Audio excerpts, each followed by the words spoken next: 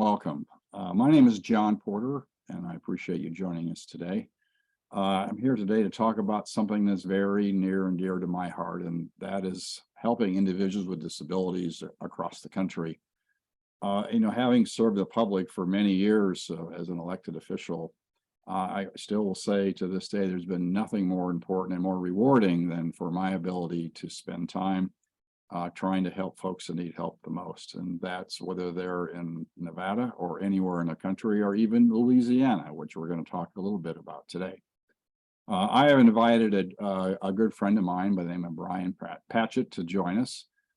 Brian and I have been friends probably 20 years. It could probably even go down to the exact date, but about 20 years. Brian has served 25 years in the health and social service industry. He's currently the president and CEO of the Louisiana Association for the Blind. They serve about 3,000 individuals in and around the community. They have approximately 133 employees, and about 80 or more have in the visually impaired. And so Brian brings with him experience not only in Louisiana, but also from Pennsylvania for many years at North Central Site Services.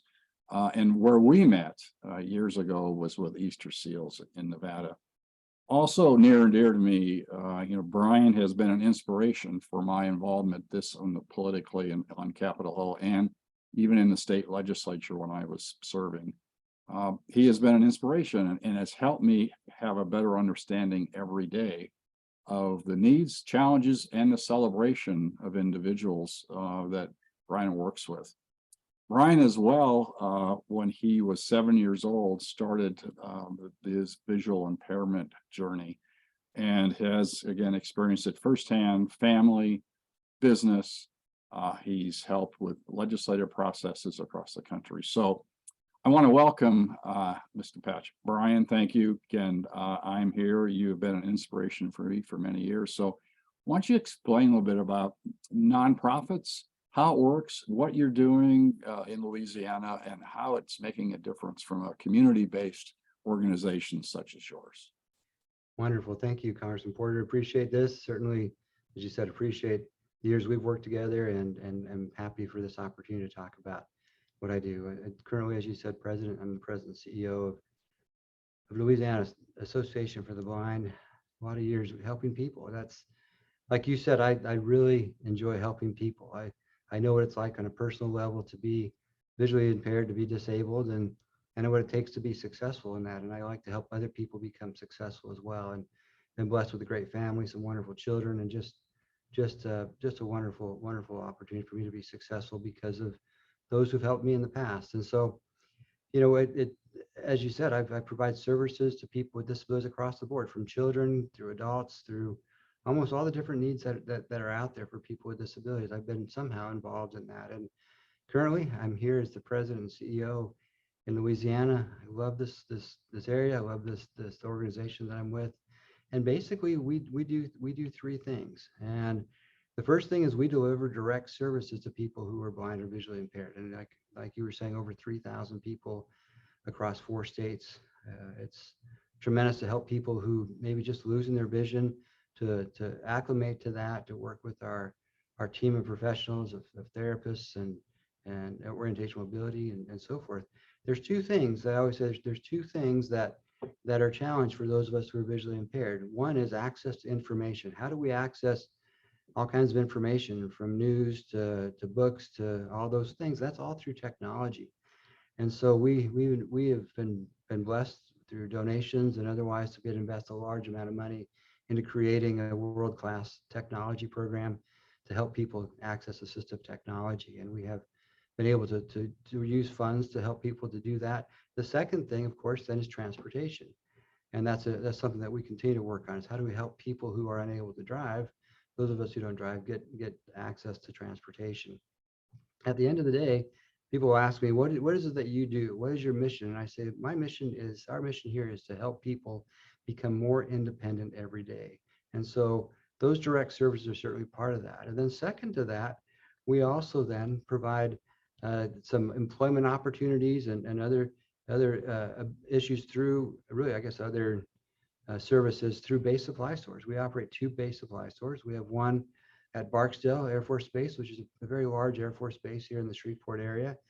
And we sell everything from uniforms to office supplies. We always say everything but guns and bullets, pretty much. And so that's what we do there. We have a number of folks who are employed there who have visual disabilities. We have a similar store down at Fort Polk, which is now becoming Fort Johnson. And so again, employing people who are visually impaired and as part of that. And then third is really our manufacturing. And we get paper from mills, and we cut that paper into its copy paper of all different kinds of sizes. And we provide a large amount of that paper across to federal customers in the United States, across the world, also as well to the military. And that's a large part of what we do. And then finally, we also work directly with the Navy and the Coast Guard, the Department of Defense, in providing a non-skid material. So if you've ever seen the stuff on stairs that keeps you from slipping or skate, as that for use in ships and boats. And so right now we're working on a new aircraft carrier where we design that, or folks that work for us design it, and then we customize it to work within those rooms and those areas of that ship. And so that's really what we're doing. And it's exciting. It's wonderful. It is an opportunity to see people like myself who are visually impaired become successful in our organization and throughout the community. We help people get jobs throughout the community and also working with us. So it's a great blessing to be in my position right now doing that. Well, and I know, again, as a friend and a fan from afar and close for many years, again, I've seen your passion. Can you kind of explain how it works? How does an individual, how does the outreach happen? How do they find the Louisiana Association for the Blind when they need help? That is a great question. And so there's through word of mouth, that's a lot of folks get to us that way, but we also do a lot of PR and marketing in the community. We're able to use some resources that we have to partner with people in the community to do that.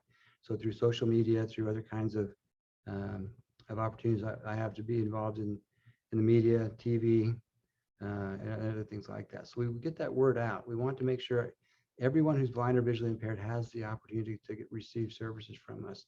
And I should say too that we provide those services regardless of other organizations that provide payment. You know, when they fail or when we don't have enough money in some of the state agencies or other agencies, we still have the ability to do that because we've been around for almost 100 years now, and we just have a lot of great people who contribute and are part of what we do.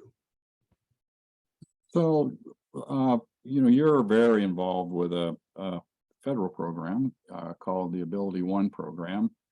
And as we were chatting earlier, Congress in its infinite wisdom understood that individuals that you serve, government can't do it alone, and corporate America can't do it alone. And you could be a large corporation somewhere in the country, and you have hundreds of thousands of employees, and certainly they want to try to help. But when it comes to what a nonprofit, community-based nonprofit delivers, kind of explain how you fill in the blanks. You fill that gap where people really need help. How does that work? Yeah, it's a great question, because we still are looking at about 70% of people with visual disabilities being unemployed, and so clearly there's a big challenge there. And I wish that everyone who wanted to have a job that was visually impaired or has other significant disabilities could be employed independently and do all of that. But I also know that I want people to be independent, be successful, to be really, be able to live in the community, be integrated within the community, get their own apartment or house and do all of that. And so we have the ability, because of the Ability One program, to help to hire people and to have people work on these contracts that are really significant. This is real work. We're paying well above minimum wage. I think we have the best medical benefits in this whole area of the country.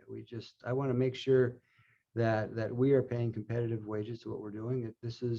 I consider this to be as competitive employment as anything in the community. My goal is for us to be one of the top employers in this region of the country, and that's what we're heading for. So, this is a business.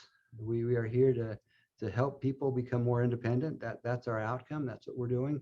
and to provide products to the federal government. And all of that works together to create great success for people who are blind or visually impaired, and for the federal government and for our community. So from the federal perspective and Ability One, so can you explain how those contracts come about so everyone has an understanding? Because it can seem kind of complex to average citizen trying to pay attention, but it's not an earmark. It's not a program where you're walking up and down the halls of Washington trying to raise funds. It's about having the ability to perform with federal projects, correct? Correct. And so we have to, if we see that there is call them an NSN, or we'll call it a contract, or whatever term you want to use, but basically, like for example, for us with paper, for copy paper. So let's just say we're providing a sheet of paper, to a federal customer, and they want it to be 30% recycled paper or 50% recycled paper, and they want to cut a certain way, and they need to have a certain volume of that. We have to go and be able to show that we can compete in that market, that we will be reliable to provide that paper, that we will meet every standard that they have. And then it's a pretty lengthy process. It could take up to 18 months to get a new item onto the procurement list. And there's a lot of background that's done. So either, we have to be able to do a good job of this, or we don't get to do that. And we have to be able to deliver those items on time, on a very, and we're in really a world-class way, so that they know that they're always going to be able to rely on us doing that. Well, you look at that, and we provide, just from a dollar standpoint, about $18 million in paper every year to the federal customer. And I think it's a testimony that we can really do that. And it's with people who are visually impaired working on those lines, and being a part of that, from me on down to people doing various jobs there. So the contracts, of course, are performed, and you also watch very closely, if I understand correctly, the individuals that you employ, to make sure that there's a balance, because there is a ceiling on amount they can be paid. And like you said, you pay way above the minimum wage, which that sometimes there's a misunderstanding that it's important to note. You pay substantially above minimum wage, but you also watch for that cliff, right, where their benefits may change.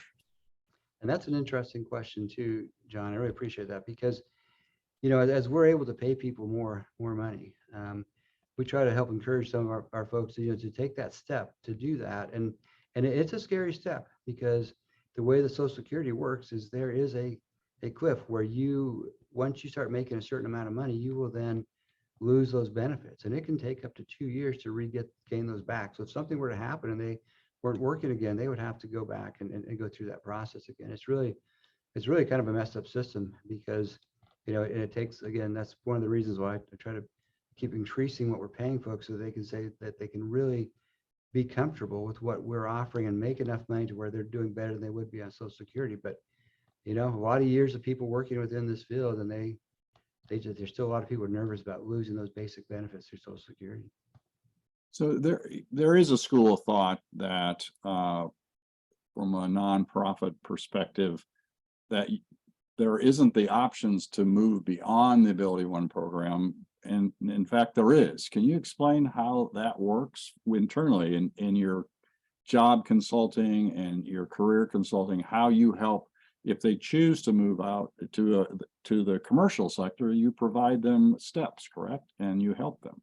Absolutely. I mean, I think we have one of the best job development teams in certainly, I think, in Louisiana, and maybe across this whole area. Just an amazing team. And so they are all day, that's what they do. They help people find jobs in the community. And they are very good at it. We have some folks who are here who say, I want to do something different. I've been working here for a little while, I'd like to try something in the community. And vice versa. Sometimes we have people who are out in the community say, it looks like a really good place to work, I'd like to come work there. And so there is that really freedom and ability for people to get to what they want to be. The same thing internally here. Here I am, the CEO, being visually impaired. People realize that, I can reach up and I can do that. I can move up in this organization. I can be successful. I can be a leader in the organization. I can move out of the organization, work with our job development team, and be successful anywhere. And they'll help me find jobs and help me be successful. So absolutely, that it is, the ultimate goal is for people to become more independent every day and more a part of our community. And I think we're probably the last question, just because of time constraints. What happens if the Louisiana Association for the Blind wasn't around and available? Where would individuals go that need help the most without support such as yours across the country? Not just specific, of course, to Shreveport area, but across the country. If the community-based nonprofits weren't available, what would happen? But what would happen is there wouldn't be supports there. I mean, the reality is, one of my master's degrees is in rehabilitation counseling, and I certainly like to see our rehabilitation agencies be successful. Unfortunately, for a lot of reasons, that there's a lot of limits there. In Louisiana, we turn back about $35 million every year that we don't spend because we don't match that. And that's a story across a lot of parts of the country. And so organizations like us are able to make up for that not being as effective as it could be, I think.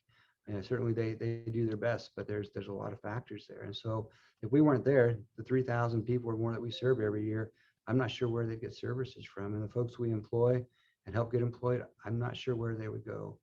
And especially when it is so tough for startup organizations to get funding. And yeah, I just think this is a system that if it goes away, we'll see that number of people who are employed who are visually impaired would go down dramatically. Well, Brian, like I said, you've been an inspiration for me. Thank you for your leadership, and you're changing lives every day, and families, and the support and the caregivers as well. I mean, it isn't just the employee, it's the whole family that you're involved with. So I want to thank you for your service, but your heart and soul is something that we should all emulate to be like. So thank you, Brian. Is there anything else you'd like to add as we conclude here? No, thank you, John. I appreciate the interview, and I really, like you said, really enjoy working with the individuals we work with, and I get to meet with them and work with many of them individually. So it's definitely rewarding. Thank you, Brian. I miss you. I look forward to seeing you soon in Washington, D.C. Okay. Sounds good. Okay. Thank you.